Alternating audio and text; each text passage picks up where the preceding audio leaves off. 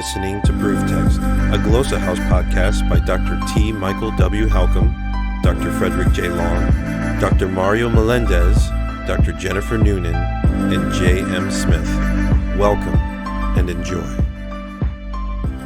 Hello, welcome to ProveText. I'm Michael Halcomb, and today I'm here with Dr. Carmen Imes and Mark Reisner. Did I say that right? Reisner?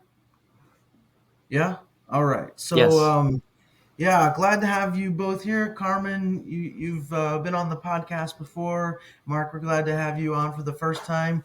And you, as a duo, are some of our newest Glossa House authors, and we're pretty excited about that. So you guys just released your illustrated Psalms in Hebrew book, and I'll show. There you go. You got a hard copy of it there. I haven't even seen that. Oh my gosh, that is fat.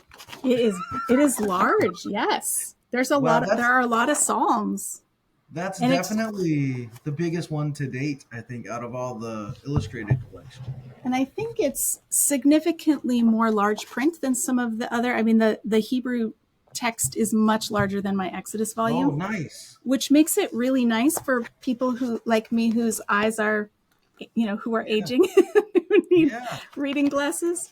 So as far as using it for devotions or, just wanting to read through the Psalms, I think it'll be really nice for a wide range of people. Yeah, Well, and it almost felt like Go ahead, holding Mike. kind of a psalter when I was reading it. Yeah. Like a big devotional. It also lays nice. open flat really nicely because of how fat it is. So Yeah, well, that's often hard with those, especially paperback books. But we saw it in the video there. You guys holding it up. Here's the full volume cover, nice. and we will share here that we have. This will be split in half almost, and we'll have two sort of companion volumes. I don't know if that's the right language we want to use for it, but I think one will be Psalms 1 to 72, and the other will be 73 to 150. So those will be a little bit smaller, a little less expensive. But these things, they cost a little bit because they're all in color, and as you just saw, they're fat, right? Mm-hmm. So we got a beautiful cover going here, and so we have down here that Mark is a student in the Accelerated Master's Program at Biola University and Talbot School of Theology. So under the assumption that you all are somehow working together, are you a student of Carmen's, Mark, or what's that look like? Have you taken classes with her? Yes, I took my first class with her last semester in Bible background, and I'm a student at Biola University doing the Accelerated Masters in Old Testament. So you do your undergrad and master's kind of together. You're doing like a dual enrollment. So my Hebrew is counting for my Old Testament master's degree and my undergrad, and I'm really enjoying that. So enjoying Talbot. Right on. Yeah, we love. I know Fred Long loves doing projects with students. I love doing projects with students. So it's good to see that. Mark is the first TA that I've had. So Mark came to me at the end of the semester, the spring semester, and said, "Hey, Dr. Imes, do you need a TA for the fall?" And I right away said, "Yes, I would love to have you as a TA," because he really distinguished himself as a student who was not just doing the bare minimum to get through the class, but really on the side in his free time is reading biblical texts and books about the Bible, and has a pretty wide degree of things that he knows and has studied. And so I said, yes, he'd be the ideal kind of TA. And then I asked, have you already had Hebrew? And he was already in Hebrew. And so that was, he's the first TA that I've had at Biola who was learning Hebrew. And that's when I thought of this project, which has been stalled out for several years, waiting for a co-author who could handle the Hebrew text. So it was just a really great, fortuitous thing. God providentially put us together. And when I told Mark about this project that had been stalled out and said, do you have any interest in helping with this? He got really excited. And so he Yeah. worked on it hard all summer, and here we are.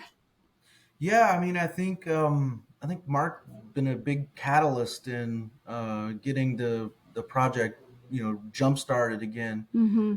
We were hitting some snags there. I know initially, right? There were, you don't have to share names, but initially there were a couple other people who had signed on the project, some really good Mm-hmm. scholars, and Yep. they at various points had to bow out, and Yeah. that kind of left things in a lull, Mm-hmm.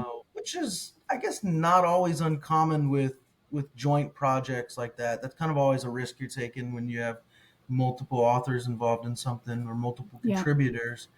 But so the project was sitting for a bit, and Carmen, you started stoking the fire, like let's get this going again. And it had been so long, and I wasn't really involved at the start, but I'm like, all right, let's see if we Let's can get get this. this. Yeah. I Yeah, finished my part of this project in 2019, which was the translation of the Psalms. And so before the pandemic, I was already like, okay, let's get this, across the finish right, line. But I right, kept losing co-authors. So Mark is my third co-author. And one of the yeah, unique things about the project is that you need to have Hebrew knowledge to be able to produce the right, volume. But most people who have enough Hebrew knowledge to do a project like this are already far enough down the line in their career that they have other more pressing publishing yeah, projects than creating beautiful layouts. And so Mark was at that like perfect spot in his own trajectory where he has enough Hebrew knowledge to do the work, yeah, but he's not already in a tenure track position or trying to finish a dissertation or whatever. So it was yeah. it was a good match. Yeah, yeah. Mark, tell us a little bit about. I mean, did you enjoy the process of helping? So Carmen worked on translation. You came along and helped sort of give imagery to the translation. What was that like for you? Did you enjoy that? Was it difficult? Yeah, talk to us about that.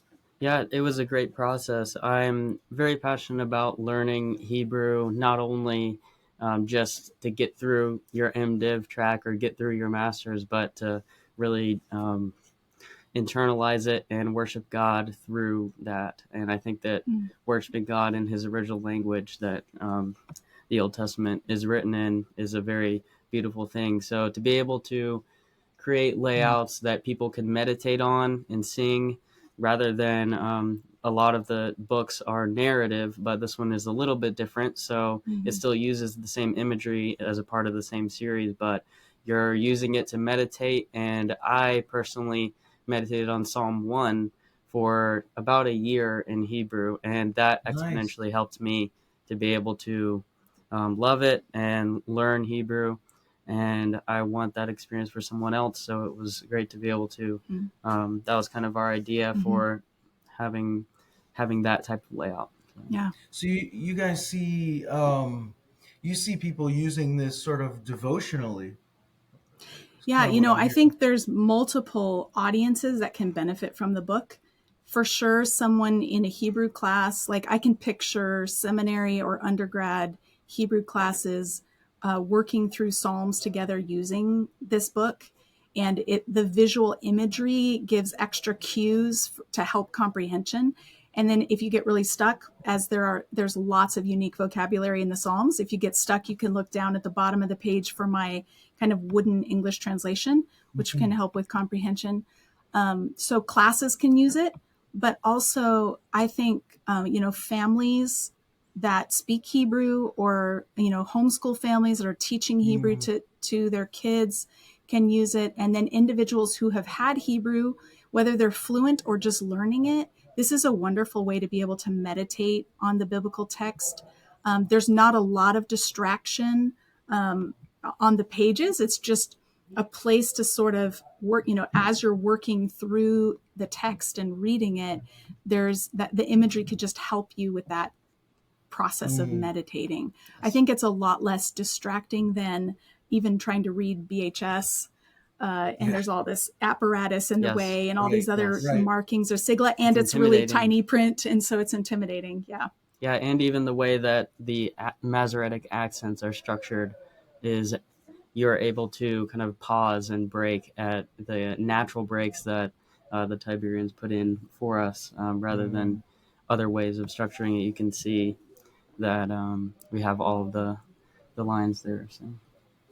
Yeah, we tried to break the, rather than just putting in the text in block format, like paragraph format, we tried to show the the parallelism of Hebrew poetry by breaking things up according to the accents and putting the lines side by side or stacked on each other.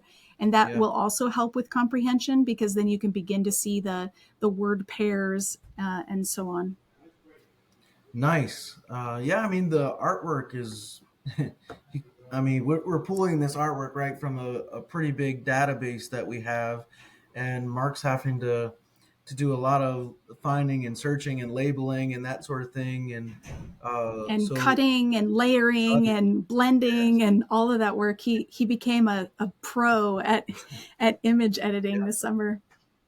Yeah. So hopefully we can get you on the Leviticus volume, Mark. I was talking with Tim finally yesterday, and so that conversation, I believe you've talked with him too as well. So yeah, so that conversation's in the way, and from my point of view, it'd be great to have you on it, to Thank have you you. doing it. So the artwork, you did a knockout job putting that all Thank you. together. I mean, even this picture right here is really, really good. It's a composite So, of like at least 4 different images there. So that one I think is 1, 2, 3, 4, 5 images. Wow. Yeah. I just got about 1,000 of Keith Neely's images and tagged them all for certain things in each image, and I searched through each one whenever I read the psalm to be like, okay, I read the psalm and I said, what images am I thinking of? And then I tagged them, searched them in all of Keith Neely's, and then all the images popped up. So I used all of those, and then I put them and cropped them all to blended them all, and then I colored over with my Apple Pencil in a lot of places. As you can see, David, I kind of put a spotlight around him there and things like that, so that they look blended. They should look like one image. That right there is two or three images, but they should look all cohesive. So. What I love about what Mark did with it, and we experimented with multiple styles as we were getting started in the project and kind of ran into roadblocks. If you're familiar with the whole series, the usual volumes in the series are more like a graphic novel where there's speech bubbles and different panels of text, and that lends itself really well to narrative.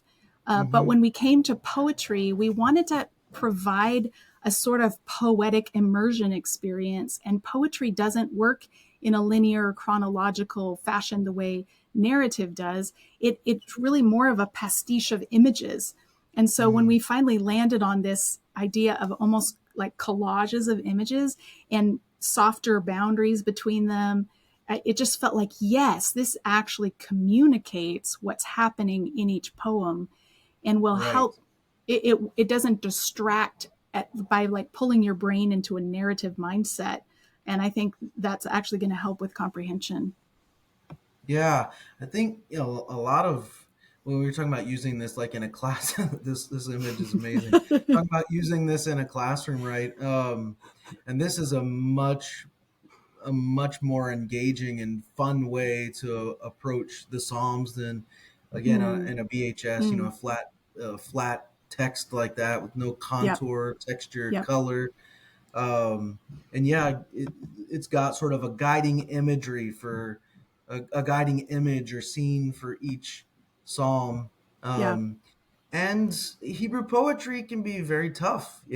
Like that can be tough to work through. And the Septuagint, the Greek for this can be very tough to get through. And so I love that we have the guiding image and then as you put it, sort of the wooden literal translation down below, which is really helpful. Were there any, well, I was going to ask, were there any psalms that were particularly hard to translate and or get imagery for. But before I go to that question, let me ask, like, Carmen, what piqued your interest Mm. in going into the Psalms in the first place? Yeah, good question. So I, in 2019, contracted with Baker Academic to write a handbook, I think the tentative title is Engaging the Psalms. So it's a handbook on how to read the Psalms in English. What I wanted to do was convey the conventions of Hebrew poetry in the English language so that a non-Hebrew Yeah. reader would be able to work through and see the poetic conventions, be able to see the word order, the way idioms work, the way parallel lines hang together. And so I was already working through that translation. And then I approached you at SBL and said, hey, is there a Psalms volume happening? Because the way I'm translating the Psalms for this other project is just what we would need for an illustrated Psalms volume. So I didn't have the capacity to also do the imagery part Yeah. of it, which is why I needed a co-author. But we Yeah. had permission from Baker, and you all gave permission to use this translation in both projects. So it just felt like, as long as I'm doing this translation work, this would be a good place for it. And so again, I'm trying to preserve word order. Somebody's going to be reading along. If you just read my translation, there are places where it's not entirely clear what's being said, because I've actually preserved the ambiguity of the Hebrew in places. Mm. You know, it's not going to flow the same way that if you were reading in the New Living Translation, it flows really well in English. But if it's choppy in Hebrew, I maintained the choppiness in my English translation because, as an example, we're looking at Psalm 6, verse 11 in Hebrew. Shame and terrify greatly all my enemies. Turn them back, shame them suddenly. It almost sounds kind of archaic because I'm just trying to preserve what's happening in Hebrew. So this is not the be all end all translation of the Psalms, but I hope it's useful for those who are trying to learn Hebrew because it's mimicking the word order.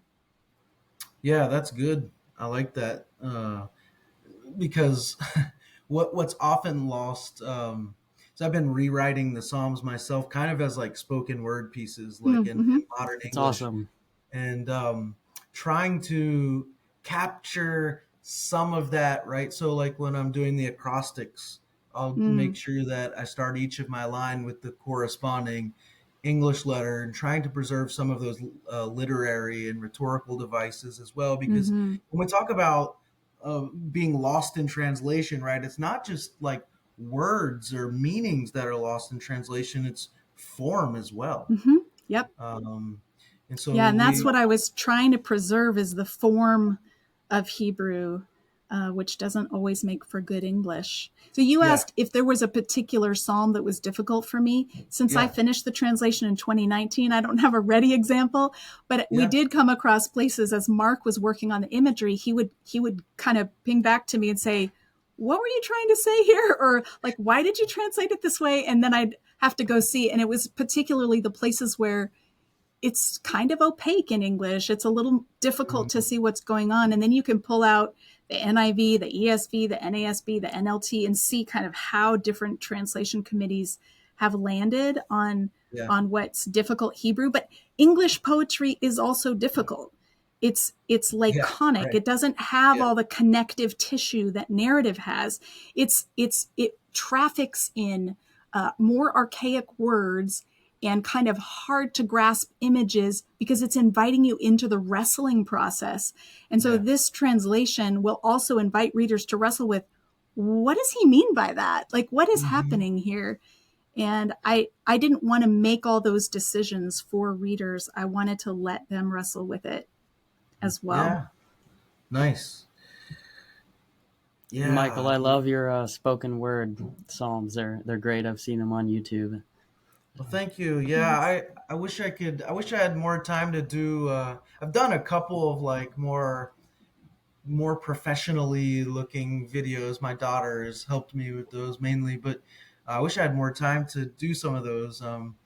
Most of them are just sitting right here or in my yurt office, just filming Hmm. them. Mhm. Um, so yeah, That's fun for me. I really like digging into the context before I start writing and asking what is the context in which this is being said? What's the point that he's trying to make? And then Yeah. sort of go verse by verse and rewrite the psalm more from like a modern perspective, but keeping in mind the literary structure and the original context, and trying to Yeah. embed that in there as best I can. So Yeah. it's a completely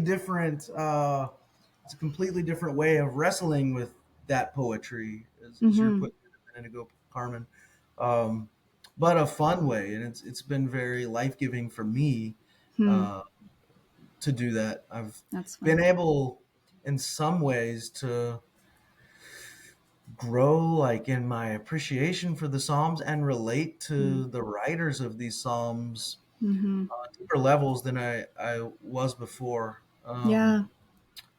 I So think sometimes in, our European American heritage has not given much weight to metaphor. Metaphor is something that's discardable. It's like the husk around the real idea. If we could just get yeah, to the real idea and state it as hmm a proposition, then we'd really have the truth. But right. there's something so powerful about metaphors that cannot be captured by just translating it hmm into straight prose without metaphor. Mhm. And my dissertation delved into metaphor theory a bit, and so that was another on ramp to the Psalms for me and to appreciating its metaphor. There's metaphor is saying something that cannot be said Mm, with just a proposition by itself. yeah, And so I hope that by pairing this Psalms with imagery, it will help people enter into these metaphors and wrestle with its meaning in ways that are powerful, and people will realize, okay, there are plainer ways of saying things, but if we said it more plainly, we would actually lose some of the meaning. yeah. Mhm. So And is these are the yeah? Go ahead, Mark. Oh, I was just going to say that these are also my some of my impressions of when I read them.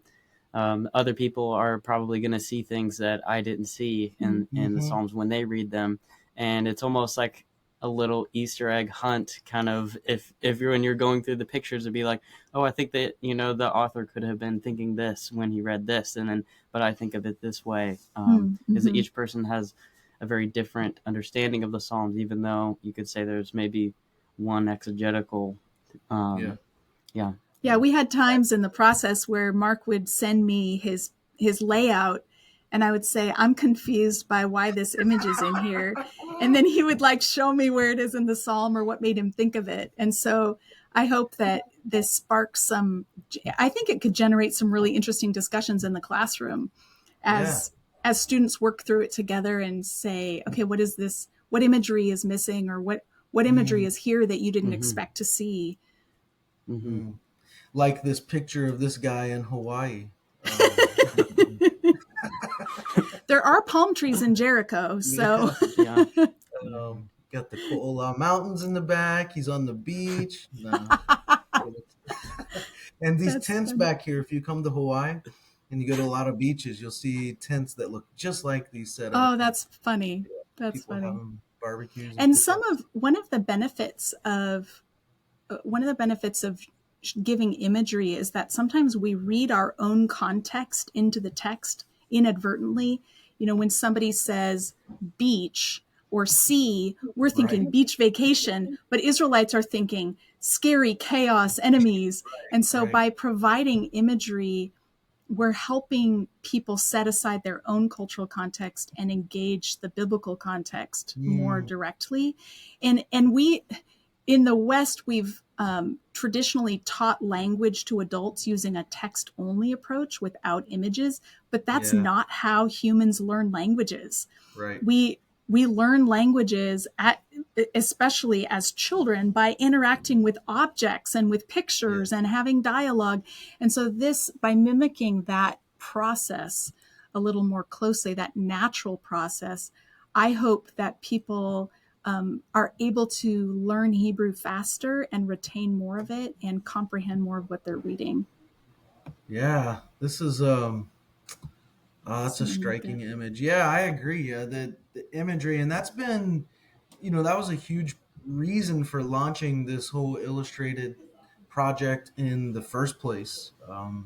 As we, had the conviction that images are a key factor in language learning, Mm-hmm. and so we're continuing to produce these resources and additional resources. Um, so I just finished a couple of more Greek children's books. A Oh, really fun. beginner's book is probably a better way to describe it, but um, and I'm under the conviction too that we need more Hebrew books like that. Now Hmm. I know that there are modern Hebrew books, but I guess I'm talking about more biblical Hebrew Mm-hmm. books. Mm-hmm. Um, in Yeah. that vein, and I just came yeah, from a meeting with Gary Manning, who I know has done a Peter Rabbit book for you. I think it was Peter yes, Rabbit in Greek. So yes. yeah, it would be helpful to have more Hebrew language resources like that. So Gary is my go-to guy every time I do something like original Greek composition that like I Mm-hmm. write. Mm-hmm. I always, before I put it out there into the world, I go to Gary and say, Gary, can I get your eyes on this? Because Nice. Yeah. in my opinion, um, I think Gary is one of the best at Greek composition who's Mm. alive in the world today. Wow. He's Wow. he's he's amazing at Greek Also from composition. Hawaii. Yeah, also from Hawaii. Um, so he's been a godsend for me. He's Mm. saved me from making some of the just stupidest mistakes that I could have made, and so I'm super grateful to Gary. And man, we need to get more of these Hebrew resources out. I was going to show you this well, one of these that I came up with, and I'm showing it to you two in hopes that you'd be like, yeah, we need to do something like that. And I know you're both busy, but we, on the Greek side of things, we have this Agros curriculum. That's Fred Long and I, when we started Glows House 12 years ago, Wow. envisioned this, that we would build a curriculum suite of like Greek resources and language resources, but starting Yeah. with Greek. And so we've been at this 12 years now, which is kind of hard to believe. That is hard to And believe, Michael, because I remember that. yeah. Um, so we've been hammering along and trying to, get this stuff out there, and now we're really starting to see a filled out curriculum like that, Mm.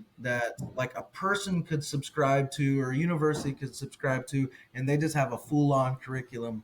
And the problem Mm-hmm. with that is that over the last 12 years, as we've been building more and more stuff, the seminaries and Bible colleges have been decreasing and decreasing and Mm. decreasing language Yes. classes. Yeah. So we have that predicament on our hands. But let me show you real quick, if you're up for it, a couple pages here, and again, hopefully you guys will be like, yes, we want to do something like this, because I would assume that both of you, to some degree, are able to write short original Hebrew sentences. Like, I imagine if I asked you to Oh, say, like, don't ask me, please. Abraham rides the horse, you could probably come up with something pretty close. Or Abraham sees the horse, right?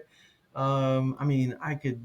What is it? Something like Avraham et Avraham et sus, Jesus, or something like that. I'm not even that great with my Hebrew composition, but I have so That's good. colleagues. I have colleagues who would be much better equipped to do that than I am.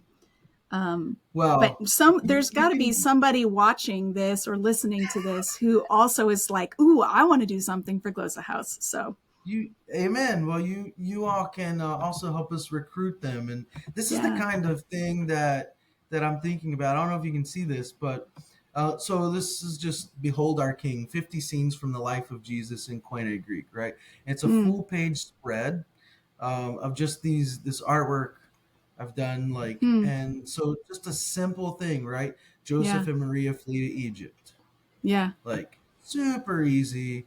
This one's Yep. only 4 words. Mary holds Jesus. So Yeah. something like this in Hebrew, we need to get that kind of Mm-hmm. thing going, you know. That's That's fun. awesome. Yeah. Yeah. It'd be fun to Yeah. have a story of Moses, baby Moses. Yeah. I mean, it doesn't have to be 50. It could just be, you know, yeah, 20 pages, like something like Mm-hmm. that. These little books that people could begin picking up some Hebrew Mm-hmm. vocabulary and then graduate up to reading the Psalms or your Exodus volume Yeah. or these sorts of things. So Yeah. we need I more of saw those. once, not too long ago, somebody made a list online of books of the Old Testament in in order of how difficult the Hebrew is to Hmm, learn or to read. And Leviticus was the number one easiest book to read. So once Mark produces that volume, there we that'll go. be like the entry point into biblical Hebrew. And Exodus is the second.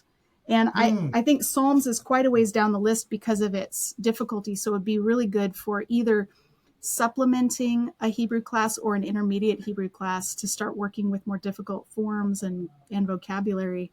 Um, yeah, And Deuteronomy is a good easy it one too. is. Yeah. Lots of repetition. I think Leviticus has so much repetition Yeah. in ritual, Yes. like the vocabulary is not as broad as some of the other books. So that's helpful. Hmm.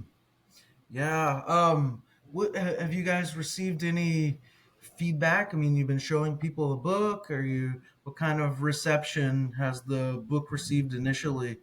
Yeah, really excited. I mean, so many people online are excited to see it and ordered it right away. People are showing me that they got their books Awesome. and are impressed with the images that Mark put together. Like, Yeah. yeah, and I think if one person enjoys it and reads it, it's all worth it. You know. Mm-hmm. Yeah. Right on. That's a great attitude. I will say this. You guys didn't know this. I think this is right. I got to pull up my phone and look on the text because I don't want to misspeak here. But where's it at? Let me do this real quick. Yeah. So this year at SBL, so just in a few weeks from when we're recording this, um, we have our biggest like booth setting yet. We have a 40-foot booth. So that's like 4 booths this year. Wow. So it's Wow. going to be a massive spread, and we're excited about that. But I just designed last month this 10-foot tall by 20-foot wide banner, and you guys have your Psalms book has a huge place on it, so it's pretty Sweet. cool. Awesome. Yeah, so We will you're both be there, so we will Looking come for forward our to it. selfies. nice. So this is I don't know if you can see this picture, but our one of our Oh marketing yeah, Wow. people, nice, um, nice. this is in her living room. She was trying to set it up, but That's fun. There we are, right there. there's the Yep. Psalms book right there. You can see. Yeah, that's Yeah, so really it's pretty fun. cool. Yeah. Cool. So that's exciting to see that. We also have, for people who are interested in this, Jonathan Ogren's Samuel. I think Hmm. it's Second Samuel, if I'm not mistaken, is right on the heels of this, about ready to come Nice, out. So nice. that's exciting for us too. And Michael, I uh, don't know if you'll remember this, but when you invited me to do the Exodus volume, it was my first book contract. So I do remember this that. was my start in publishing. And Yeah, the very next day, I got a contract for publishing my dissertation with Eisenbrauns. So it was a red letter weekend for me. But I nice. had come to your reception at SBL and walked away with an offer to do Exodus, which was just really exciting. And now Yeah. to be co-authoring this one with Mark, and it's his first publication, and I'm sure it will be the first of many for him because he's Yeah. got the interest and the drive, and so he's the Well, one to watch. that's something. I'm proud of. We've helped. I mean, folks like you and Mm-hmm. Jacob Cerrone and Yep. numerous others Jenny got us Matheny, start. Dominic Jenny, Hernandez. Yep. yes, yeah, like He's my professor. Yeah. lots of people got to start with Yeah. us, and Yeah. to be able to help propel people into their publishing careers and those sorts of things.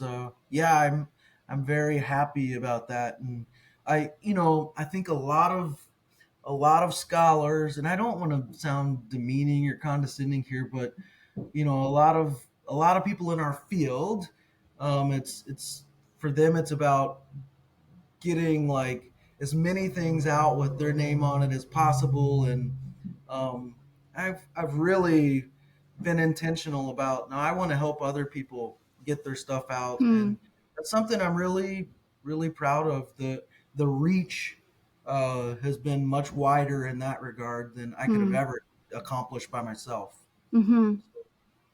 I'm proud of Glossa Right. House. We've done a lot of good stuff, and even in just the last 3 months, we've probably put 20 or 30 books across the finish line. And Wow. so Wow. Wow. we're nearing 200 resources or something like that. Wow. That's Yeah. amazing. That's So amazing. we're I we're remember proud. back when I met you and you had multiple websites going with language learning resources. We met at the Asbury reception. Do you remember Yeah, that? yeah, I remember that. Yep, And now here yep, we are. yeah. So lots of, gosh, yeah, lots of stuff's happened um, over the last 12 years or so. And I'm glad we've been able to team up and stay in Mm-hmm. touch. And I'm glad that you got this revived and off the table, so to speak. Yes, Uh, yeah. Thank you for your role in helping us get over the finish Yes, line. It's thank you. been it's exciting.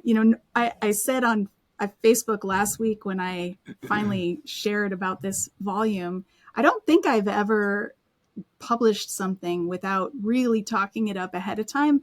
Not Yeah. because uh, you know, just because like when I'm excited about something, I talk about it and I love publishing. So I usually like involve people in the process and get them excited along the way. And this one took so long that I stopped talking about it 4 years ago because I didn't want to keep saying, hey, there's yeah, this thing happening. And then if it's never going to happen, people are going to be like, whatever happened to that? So this one, I didn't say anything until it was done and yeah, able to be ordered. And so it was like, surprise. yeah. I had a book come out in June, and that took a lot of my promotional energy this year. And so now I have this bonus book for 2023, which is so fun to see it done. Yeah, well, we're glad to have another one with you, and yeah, hopefully we can get Mark. Mark, I hope you'll stay not just on this series, but I want to keep you in the Glossa House orbit. You're one of the few people.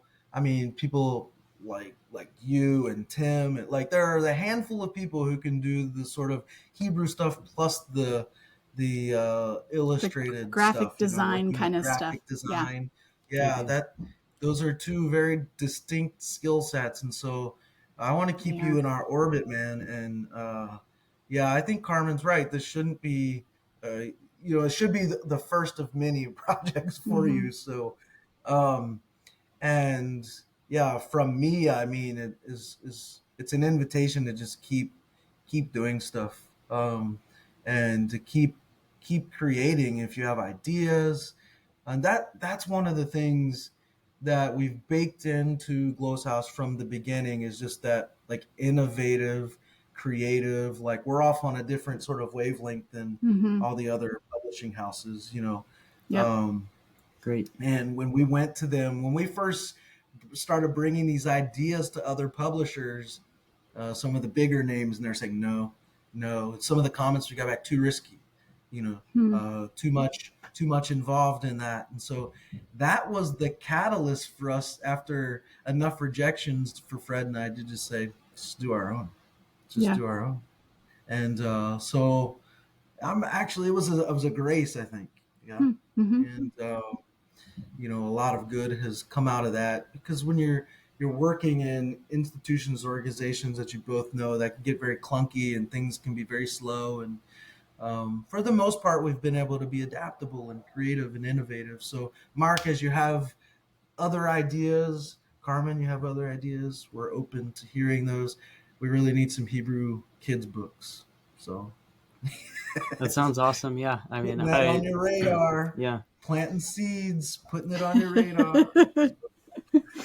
Fun. So Carmen, as you're writing those commentaries, you can be firing on the kids wavelength as well. So Yes.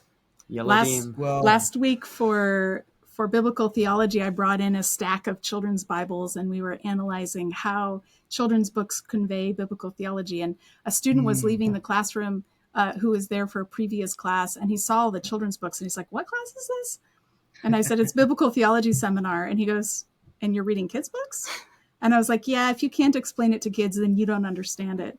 yeah. And he That just sort of like patted the other student on the shoulder and said, have fun working on talking to kids, as if it was, in a sort of paternalistic way. Yeah. And I was like, yeah, no, you don't understand. Children are the image of God, and they have full-fledged minds and senses ready to engage. They ask questions. I mean, when I've led Bible studies with kids, the They ask things the that they best notice questions. are Yeah. things that, I mean, are off my radar and very, very, very insightful. Yeah. Yes. Yeah, Totally. yeah, right on. So I'll be interested to see how kids receive these Greek children's books and hopefully some Hebrew ones in the future. Yes. So, Yes. well, we'll wrap up there. I'm so glad to have you guys on board. Congratulations on getting the book done, and Gloss House really grateful for all your work on this project, massive project. So thank you for that, and we hope that it's a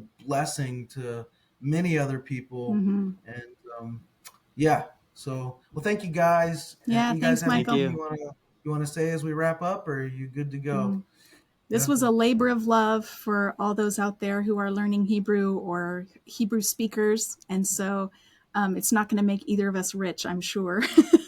The number of hours that it took us was really a gift to those out there who are wanting to learn Hebrew. So I hope it's a blessing. Yeah. All right. Well, thank you all so much. And listeners, viewers, thank you all for watching, listening. Go grab yourself a copy of this book. Even if you don't know Hebrew, there's English at the bottom. And it'll still be a delightful read. And maybe, who knows, it'll be your gateway into Hebrew. Maybe you have somebody in your life who is learning Hebrew or knows Hebrew. Christmas is right around the corner, or the holidays are right around the corner. Get it as a gift. It'll be great for that too. If you're a professor in a classroom, this is a great thing, regardless of, whether you're in a, K through 12 situation or higher education. It could be a lot of uses for this. So, spread the word, share this video, like the video, subscribe, whatever you got to do.